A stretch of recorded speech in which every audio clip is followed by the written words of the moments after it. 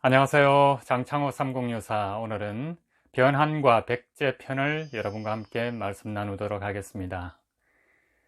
자, 이 땅의 지배계층인 해를 숭상하는 우두머리들이 중심이 되어서 민족 대이동을 해서 한반도에 들어오기까지, 그 전에 우리 한반도에는 누가 살고 있었습니까?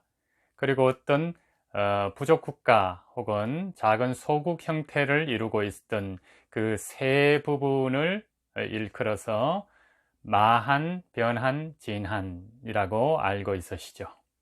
자, 그러면 얼마 전 시간에 이 마한에 대해서 몇몇 역사학자들이 나와서 제가 토론하는 과정을 장창호 삼국유사에서 여러분께 보여드렸습니다.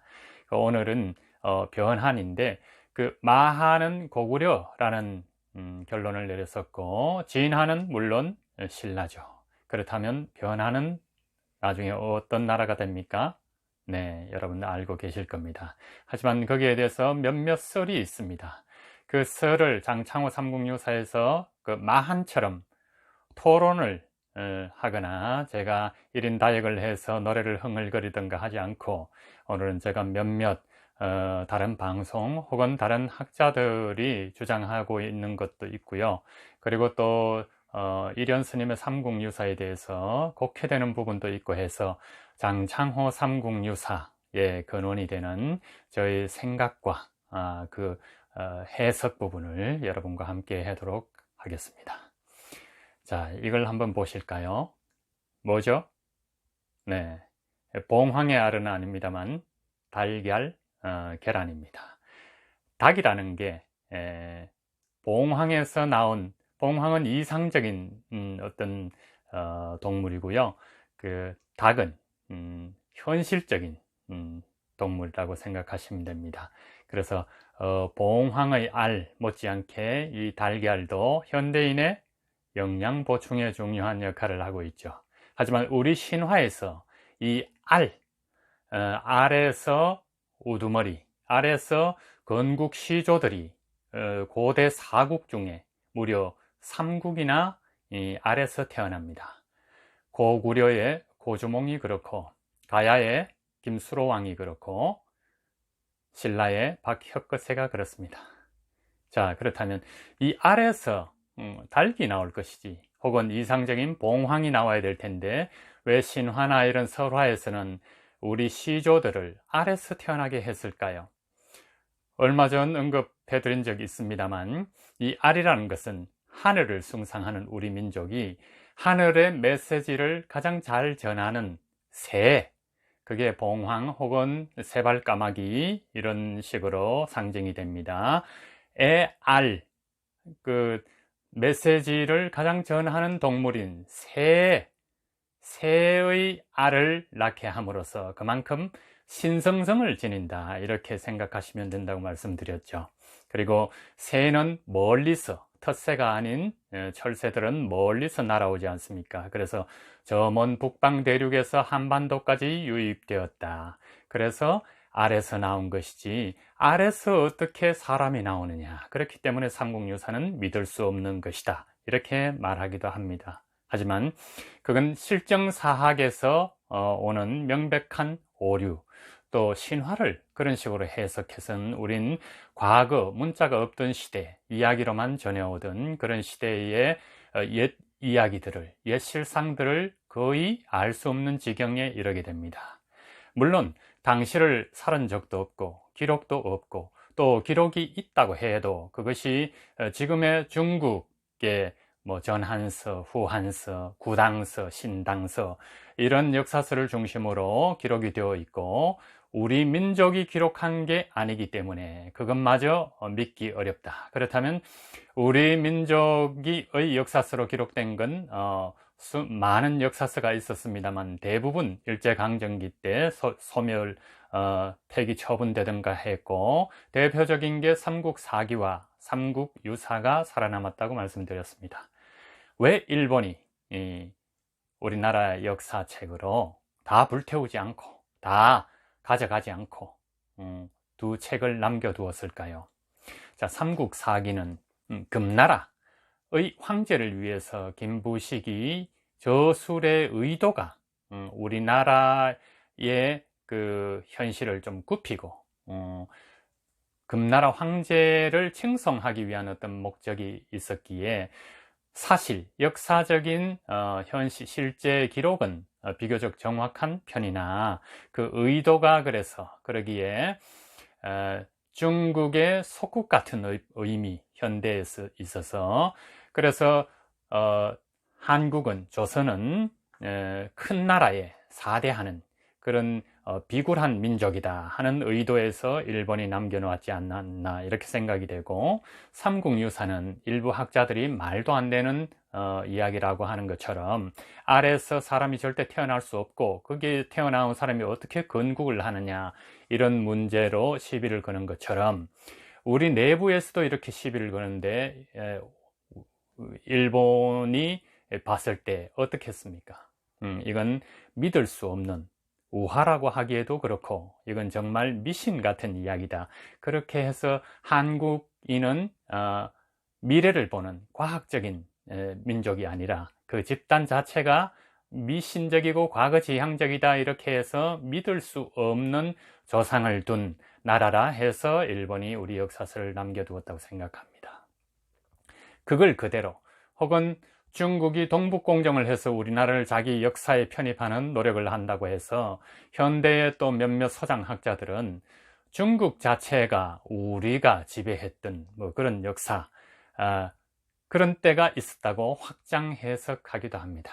그래서 이 고구려가 조선, 고조선에서 북부여, 그 다음 동부여에서 탈출해 나온 고구려의 고주몽이 유화에게서 태어났는데 아래에서 태어나서 나라를 건국했다 이렇게 해서 그거 자체를 황당하다고 하니까 그 우리 삼국유사를 믿지 않고 차라리 자의적으로 해석을 해서 동북공정에 맞서는 과거 고대의 우리 영토가 어마무시했다는 것을 산성이라든가 어떤 중국 북방에 있는 우리 고대의 역사 유물을 통해서 그걸 입증하고 새로운 해석을 시도하려고 하는 노력이 있는 걸로 압니다.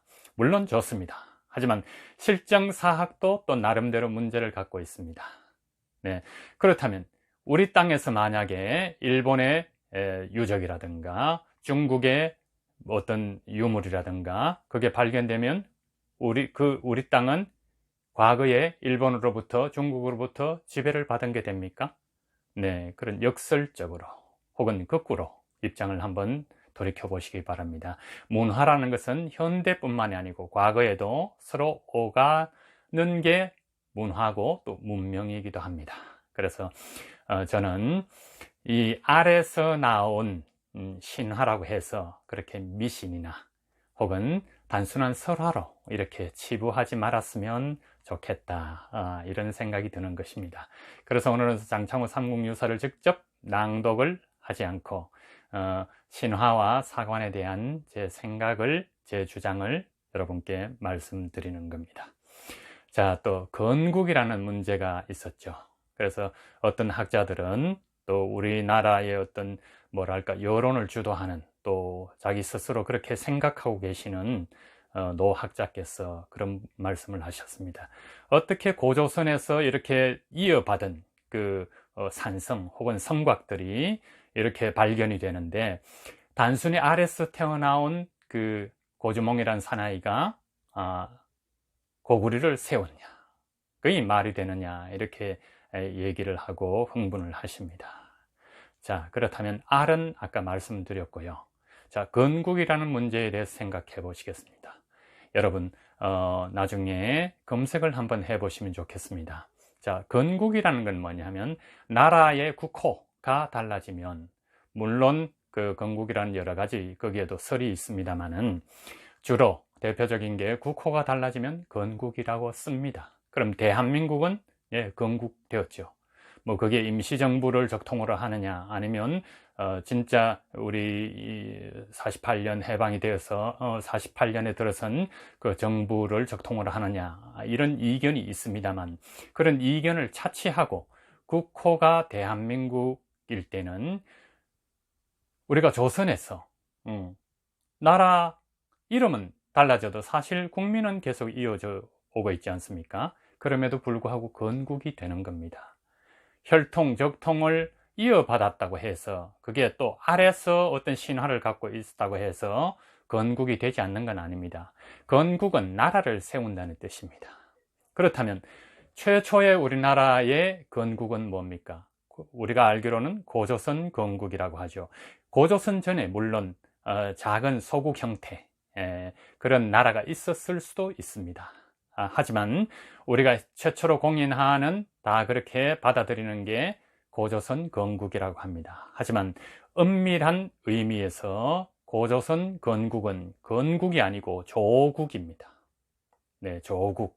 나라를 처음 세울 조자, 처음 세울 조자를 써서 조국이라고 합니다. 그러면 여러분 다 이해되시죠?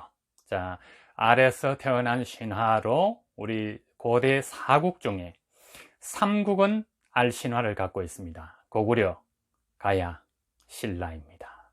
고주몽 신화, 그리고 수로, 김수로 왕신화, 그리고 박혁거세 신화는 아래서 태어났기 때문에, 그렇다면 이 세 나라의 시조 혹은 시조를 따르던 신하들과 백성들, 그 무리들은 어디에서 왔다고 할 수 있습니까?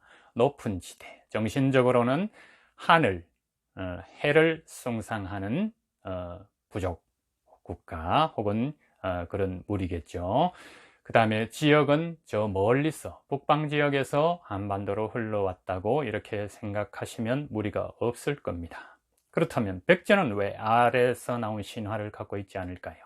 네, 백제는 고구려를 세운 데 지대한 공헌을 한 사람이 누굽니까? 주몽의 친엄마가 아니고 이쪽에 와서 다시 주몽의 누굽니까? 엄마가 된 주몽의 아내가 된, 네, 엄마가 된이 아닙니다. 주몽의 아내 누굽니까? 소선호죠. 네, 이 소선호가 낳은 아들이, 주몽과의 몸에서 낳은 아들이 온조이고, 그 다음에 비류는 오기 전에 비류도 소선호의 아들입니다만 우태라는 북부여의 어떤 피를 받은, 거기에서 우두머리격인 우태라는 사람의 몸에서 태어난 왕자입니다. 근데 고주몽의 몸에서 태어난 장자인 유리가 이렇게 다시 고구려로 오기 때문에, 그래서 왕좌를 차지할 가능성이 없었기 때문에 두 형제는 남하를 하는 것이죠. 남쪽으로 내려와서 십제라는 걸 건설합니다. 온조가. 그 비류는 비류 미추홀, 지금의 인천에 가서 비류 백제를 만들었다가 거기에 뭐 터전이 좀 수도로서 나라의 한 그 근간을 세우기에는 마땅치 않다 해서 다시 온조 쪽으로 와서 합류하다가 죽었다. 그리고 나중에 십제는 백제가 되었다. 자, 하지만 이 백제는 우태도 그렇고 소선호도 그렇고 고구려의 고주몽처럼 나라의 하나의 창제된 나라를 세운 어떤 의미라기보다 고구려나 혹은 부여, 북부여든 동부여든 거기에 근간을 둔 나라라고 지칭을 했기 때문에 아래서 나온 신화를 갖고 있지 않는 것입니다. 그리고 물론 온조나 비류도 아래서 나온 신화를 만들 수는 있었겠죠. 그게 이제 나라마다 혹은 당시에는 뭐 같은 민족이라는 개념은 없었을 것입니다. 민족은 나중에 19세기에 와서 형성된 개념이기 때문에요. 다른 민족마다 그게 다르지 않겠습니까? 네, 자, 그렇습니다. 장창호 삼국유사에 나오는 변하는 백제다 하고 최치원이 주장합니다. 거기에 나오는 백성들의 노래만 제가 시낭송 형태로 하나 읽어 드리겠습니다. 자, 변한 사람 박혁것의 났습니다. 변한 사람, 변한 땅 모형을 들고 박혁거세 앞에 섭니다. 변한 사람 중에 우두머리일 거입니다. 여기 바칩니다. 망설이지만 망설임 떨치고 오랜 세월 내 사랑하는 이 변한 땅을, 조상 대대로 살아온 이 땅, 숱한 나날 피고 지든 꽃들, 둥치 굵고 가지 뻗어 이파리 반짝이던 수목, 밝음과 어둠 오가던 무수한 세월, 다듬고 키운 이 땅의 물상 함께 끝나도 주저하지만 주저함 떨치고 눈 감으면 사무칠 내 아끼는 이 변한 땅 기꺼이 바칩니다. 후손들 길이 이어갈 땅, 내다보면 아득한 나날, 사랑 크고 정들어 가슴 따뜻하던 사람들, 가깝고도 먼 꿈결 함께 나눈 세월, 보듬고 껴안은 채 막장에 이르니 망설이지만 망설임 떨치고 오래 그리울 우리 변한 땅 바치오니 부디 거두어 주소서. 자, 변한의 우두머리가 신라 박혁거세에게 이렇게 서기전 18년, 17년경에 나라를 바칩니다. 이게 기록이 되어 있습니다. 전국 사서예요. 그래서 이걸 보면, 아니, 변한은 백제로 연결된다고 들었는데 어떻게 신라 박혁거세에게 나라를 바쳤으면 신라지 않느냐, 이렇게 생각하실 수도 있겠습니다. 하지만 학자들의 기록은, 주장은 저마다 다르기에 그걸 소개해 드린 겁니다. 여기서 제가 말씀드리고자 한 건 뭐냐 하면, 아까 건국에 관한 이야기 있었고 아래 관한 말씀을 해드렸죠. 여기서는 한 나라가 멸망할 시점에, 운이 다했을 시점에 전쟁을 통해서 복속이 되는 게 아니라 우두머리에 의해서 나라를 이렇게 그 적국에다가 갖다 바친다는 겁니다. 백제도 당나라와 신라 연합군에 의해서 망하긴 했지만 결국에 견훤이 왕건에게 귀의해서 다시 왕건과 규합된 세력에 의해서 백제가 이 땅에서 멸망하게 됩니다. 백제는 또 저 동북쪽으로 가서 새로운 부여 세력과 잔존한다는 그런 주장은 있습니다만 우리 역사에 기록된 글로는 그렇습니다. 그래서 나라의 흥망이 흥할 때는 나름대로 잘 흥하지만 망할 때는 그게 한 우두머리에 의해서 이렇게 적국에 갖다 바쳐진다는 겁니다. 그렇다면 또 이렇게 반론을 펴시는 분도 계실 겁니다. 사실 전쟁을 해서 뺏길 만큼 뺏겼기 때문에 그 항복 선언을 승리자가 역사를 기록하기 때문에 자기네들은 자유롭게 나라를 인수받은 것이다 하고 기록한 것이 아니냐고요. 하지만 고구려 광개토 대왕의 비와 그리고 신라 진흥왕의 순수비를 한번 보십시오. 이렇게 영토 확장을 했다는 기록을 세우지 않습니까? 그것이 인간의 기본적인 욕망에 속하는 것입니다. 그렇기 때문에 실제로 또 전쟁을 쳐서 복속을 한 기록들이 역사책에 다 나옵니다. 그러면 그런 가야와 신라의 잦은 전쟁은 있었습니다. 물론 나라를 갖다 바치기 전에도 전쟁은 계속했고 나라의 국운이 기울었기 때문에 결국에 한 임금에게 나라를 갖다 바치는 형식이 되는 것이죠. 자, 우리가 일본이 우리를 지배했을 때도 한번 생각해 보십시오. 그 식민지라는 개념, 옛날에도 식민지라는 개념이 있었는지 모르겠지만 일본이 1910년 우리나라를 뺏어간 게 아니라 사실은 그 전부터 여기 제주도도 그렇고 울산도 그렇고 울산의 방어진 쪽만 해도 일본 사람들이 고기잡이를 그 수십 년 전부터 계속 해왔습니다. 사실은 임진왜란 당시에도 울릉도도 그렇고 동해안에 왜구들의 노략질이라는 기록이 되어 있지 않습니까? 그리고 연호랑 새우녀 조를 나중에 보게 되면 또 그것이 나옵니다. 그처럼 육상에서는 무역을 하는 것이요, 해상에서는 물론 무역도 있겠지만 고기를 잡다가 그 나라를 사실상 침범해야겠다는 생각을 가진 게 아니라 고기의 자원을 찾기 위해서 왔다가 이렇게 자연스럽게 살게 되고, 물론 자연스럽다는 게 어폐가 있을 수도 있습니다만, 어떻게 해서 이 땅에, 그때는 뭐 지금의 그것처럼 여기 내 땅이요 네 땅이요 이런 개념이 적었을 겁니다. 그래서 고기잡이를 하다가 집을 짓고 눌러 살고 하는 과정에서 배를 선적하고 고기를 잡는 기술이 발달하다 보니까 여기에 있던 우리 어민들도 그 외인들의 밑에서 일을 하게 되고 고기를 잡고 그렇게 살고 하다 보니까 사실은 경제적인 주도권이 먼저 빼앗겼던 것입니다. 그래서 결국에 뭐 이완용이라든가 고종이라든가 이런 사람들이 서명을 해줄 수밖에 없는 입장이 되었지 않았겠습니까?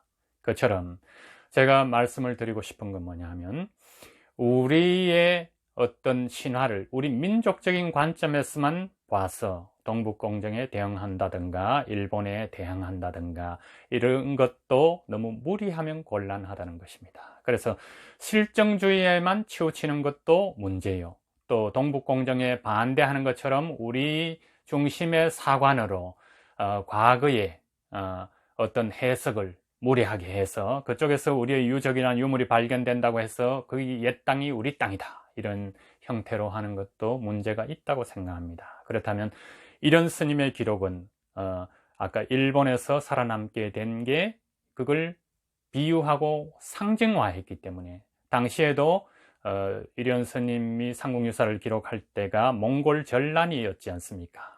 그때 있는 그대로 사실적으로 기록했다면 예초에 불태워졌을 수 있습니다. 그렇기 때문에 알에서 나온 것이다 이렇게 기록을 했고, 연호랑 세오녀조도 다 비유와 상징을 통해서 삼국유사를 완성하셨던 겁니다. 그걸 일본에서 말하는 것처럼 우리 서장학자들도 믿을 수 없다 이렇게 하는 건 참 곤란하다고 생각합니다. 특히 고대 역사는 해석의 문제요, 어쩌면 상상력의 문제이기도 합니다. 근데 상상력은 무한 가동을 할 수 있죠. 하지만 해석은 실정과 고정과, 그러니까 실제로 유물 유적을 통해서 혹은 역사에 기록한 것을 놓고, 그리고 우리가 상상하는 것을 조합해서 우리의 과거를 비춰볼 수밖에 없지 않나 이렇게 생각합니다. 자, 장창호 삼국유사를 쓴 까닭도 이유도 목적도 거기에 있습니다. 오늘은 제 삼국유사의 논쟁은 저번에 그 마한 편에서 충분히 했기 때문에 제가 이렇게 여러분에게 제가 생각하는 사관 그리고 우리 신화 해석에 대한 몇몇 말씀을 드렸습니다. 네, 다음 시간에 또 뵙겠습니다. 다음은 진한에 대해서, 진한은 물론 신라가 되겠죠. 하지만 거기에서 또 어떤 일이 있는지 여러분과 함께 말씀을 나누도록 하겠습니다. 또 뵙겠습니다.